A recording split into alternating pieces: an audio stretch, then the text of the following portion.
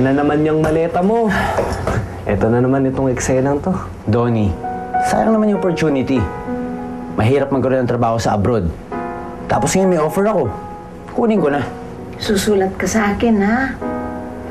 At mag-aral akong mag-chat para araw-araw mag-uusap tayo, ha? Matagal din yun.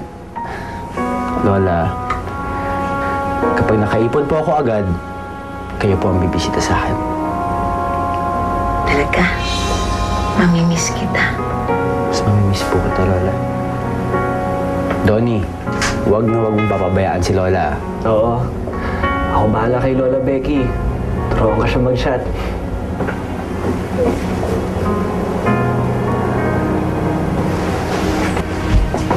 Nagpaalam ka na kay Shane?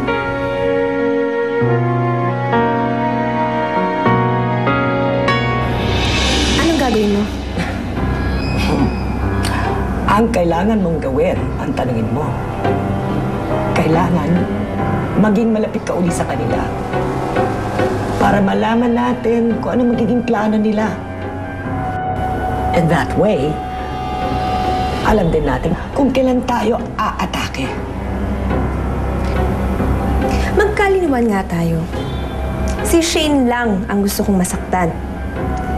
Baka naman pati si Mommy may pinaplano ka. Of course not. At bakit wala? Si Mommy ang kalaban mo, hindi ba? Hindi ba dapat siya ang pinupuntirya mo at hindi si Shane? Dahil natuto na ako, Zaira. Oo. Gusto kong makaganti kay Liza. Pero hindi siya ang pagtutuunan ko. Dahil alam ko na mas masakit kay Liza ang makitang nasasaktan ang sarili niyang anak.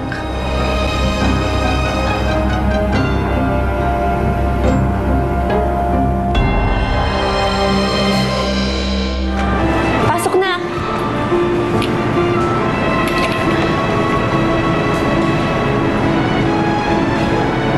Hi, Shane. Zaira! May nagpapabigay sa'yo. Teka, ba't pampatay to? Ano, Fred? Parang awa mo naman. Mamili ka na. Sinong uunahin ko? Sinong gusto mo? Ha? Sabihin mo dali, si Lisa o si Shane?